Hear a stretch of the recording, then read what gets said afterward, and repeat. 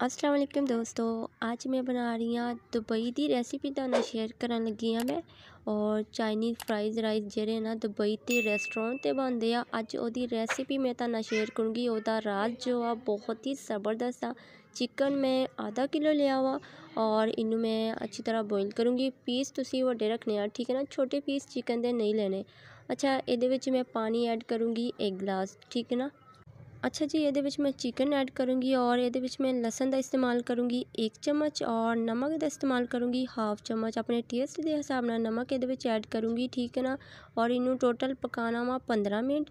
15 minute वास्ते मैं cover कर देनी हाँ। इन्ना ज़्यादा गलिया होया चिकन नहीं चाहिए, ठीक है ना। और 15 मिनट मैं इनू अच्छी तरह कुक करूँगी और इनू मैं 15 मिनट वास्ते कवर कर देंदी हाँ, ठीक है ना। अच्छा जी, 15 मिनट तो हो चुके हैं। मसाला बहुत ही ज़बरदस्त चिकन मेरा रेडी हो चुका वा। हुण आ रेसिपी जी मैं तुहानू शेयर करन दी है, दुबई ते है ना वड्डे वड्डे जेह्ड़े रेस्टोरेंट होंदे आ उन्हां ते फ्राइज़ राइस बनदे आ। बहुत ही मज़ेदार लगदे आ। चिकन वेजीटेबल्स हर चीज़ इहदे विच ऐड हुंदी आ। अच्छा, चावलां लई मैं पानी गर्म रखेआ, उहदे विच मैं 3 चम्मच नमक पाया, ठीक है ना। पानी अच्छी तरह बॉयल आएगा, फिर इहदे विच मैं चावल ऐड करूँगी। चावल आधा घंटा होया वा चावल मैं भिगो के रखे आ, ठीक है ना। इनू बॉयल करना वा, इन्ना ज़्यादा बॉयल करना वा तकरीबन के चावल इन्ना गलिया होया ना होवे और बिल्कुल नहीं टुटेगा चावल। इन्ना ज़्यादा बॉयल नहीं करना ताकि इन्ना ज़्यादा गल ना जावे, ठीक है ना। और किद्दां दा उबालांगे चावल ये भी मैं तुहानू शेयर करूँगी। आ देखो माशाल्लाह ज़बरदस्त दी खुशबू आ रही है चावलों की। चावल अच्छे वाले लेने हैं ताकि चावल टुटने ना, ठीक है ना। कल्ला कल्ला चावल होना चाहिए तो उसदा ही जायका होएगा, ठीक है ना। देखो माशाल्लाह अच्छी तरह बॉयल हो चुके हैं चावल। बाकी चीज़ां इहदे विच जो चीज़ां ऐड होंगियां वो मैं तुहानू शेयर कर दिंदी हाँ। अच्छा जी, ये देखो चिकन में रेशा रेशा कर लिया, ठीक है ना। इन्ना ज़्यादा गलिया होया नहीं सीगा। आधा किलो गाजरा वा, ठीक है ना, बारीक चॉप करनियाँ, बिल्कुल बारीक करनियाँ वा, ठीक है। कटिंग इस तरह ही रखनी है तुसी। और हरी प्याज आई भी आधा किलो वा, ठीक है ना। और आधा किलो में शिमला मिर्च लई आ, ठीक है ना।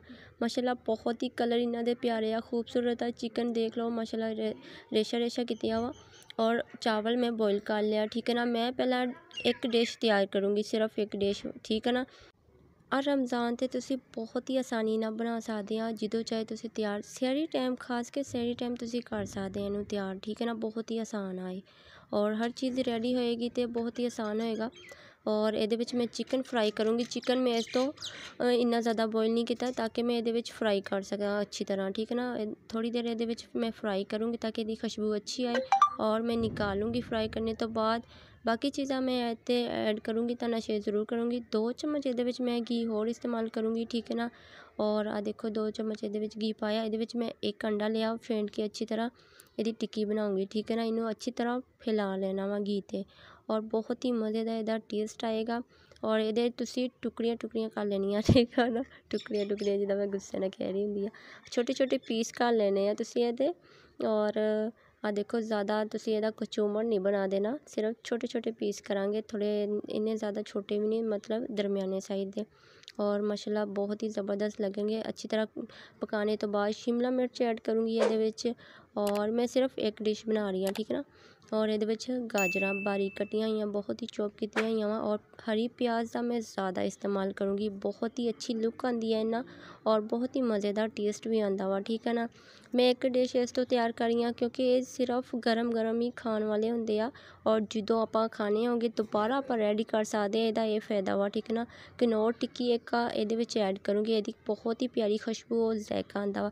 ये सिर्फ मैं दुबई की जी रेसिपी है ना रेस्टोरेंट ते जी बनती है, मैं वही शेयर कर रही हाँ तुहाडे नाल।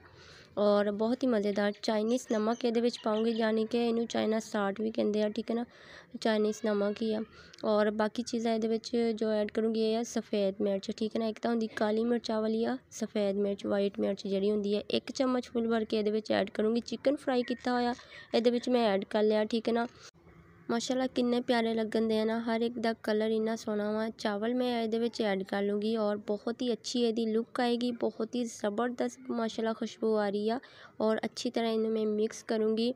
रमज़ान ते सहरी दे टाइम मेरी ये रेसिपी ज़रूर होंदी आ क्योंकि रोटी वगैरह पराठा वगैरह बहुत ही हैवी हो जाता वा, जिन्हें नाश्ता इन्नी लेट करना उहदे वास्ते सहरी करना बहुत ही मुश्किल होंदा है। इस तो मैं चावल जल्दी जल्दी फ्राइज़ चिकन वेजीटेबल जेह्ड़े राइस आए वाले मैं रेडी कर लैंदी हुंदी आ। ਅੱਛਾ ਜੀ, ਇਹਦੇ ਵਿੱਚ ਮੈਂ ਕੈਚਅਪ ਦਾ ਇਸਤੇਮਾਲ ਕਰੂੰਗੀ, ਠੀਕ ਹੈ ਨਾ। ਟੋਮੈਟੋ ਕੈਚਅਪ ਹੈ, ਇਹਦੇ ਵਿੱਚ ਮੈਂ ਥੋੜ੍ਹੀ ਜਿਹੀ ਐਡ ਕਰੂੰਗੀ 3-4 ਚਮਚ। ਔਰ ਇਹਦੇ ਵਿੱਚ ਚਿਲੀ ਸੌਸ ਆ ਉਹ ਵੀ ਐਡ ਕਰੂੰਗੀ, ਠੀਕ ਹੈ ਨਾ। ਇਹਨਾਂ ਦੋਨਾਂ ਦਾ ਜਿਹੜਾ ਟੇਸਟ ਹੋਏਗਾ ਨਾ ਮਾਸ਼ਾਅੱਲਾ ਬਹੁਤ ਹੀ ਮਜ਼ੇਦਾਰ ਔਰ ਬਹੁਤ ਹੀ ਯਮੀ ਲੱਗਦੇ ਆ। ਇਸ ਤੋਂ ਕਹਿ ਰਹੀ ਸੀ ਕਿ ਗਰਮ ਗਰਮ ਹੀ ਖਾਣ ਵਾਲੇ ਹੁੰਦੇ ਆ। ਤਾਂ ਸਿਰਫ ਇੱਕ ਡਿਸ਼ ਤਿਆਰ ਕੀਤੀ ਆ 1 ਕਿਲੋ ਦੇ। ਜਿਹੜੀਆਂ ਚੀਜ਼ਾਂ ਮੈਂ ਤੁਹਾਨੂੰ ਸਬਜ਼ੀਆਂ ਵਗੈਰਾ ਦਿਖਾਈਆਂ ਨਾ ਉਹ ਸਾਰੀਆਂ ਐਡ ਹੋਣਗੀਆਂ ਅੱਧਾ ਕਿਲੋ। ਔਰ ਤੁਸੀਂ ਆਪਣੇ ਹਿਸਾਬ ਨਾਲ ਲੈ ਸਕਦੇ ਆ, ਸਬਜ਼ੀਆਂ ਕਮ ਜਾਂ ਜ਼ਿਆਦਾ, ਠੀਕ ਹੈ ਨਾ, ਤੁਹਾਡੀ ਮਰਜ਼ੀ ਹੋਏਗੀ।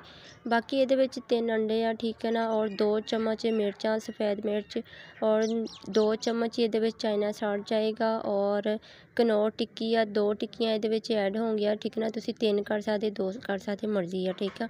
ਔਰ ਬਾਕੀ ਚੀਜ਼ਾਂ ਤੁਸੀਂ ਆਪਣੇ ਹਿਸਾਬ ਨਾਲ ਪਾ ਸਕਦੇ ਆ, ਠੀਕ ਹੈ ਨਾ। 1 ਕਿਲੋ ਚਾਵਲ ਤੇ ਬਹੁਤ ਹੀ ਆਸਾਨੀ ਨਾਲ ਮੈਂ ਸਿਰਫ ਇੱਕ ਡਿਸ਼ ਤਿਆਰ ਕੀਤੀ, ਬਾਕੀ ਮੈਂ ਬਾਅਦ 'ਚ ਰੈਡੀ ਕਰੂੰਗੀ। ਬਹੁਤ ਹੀ ਮਜ਼ੇਦਾਰ ਰੈਸਿਪੀ ਆ ਔਰ ਟਰਾਈ ਕਰਕੇ ज़रूर देखियो, तुहानू ज़रूर पसंद आएगी। ओके, अल्लाह हाफिज़।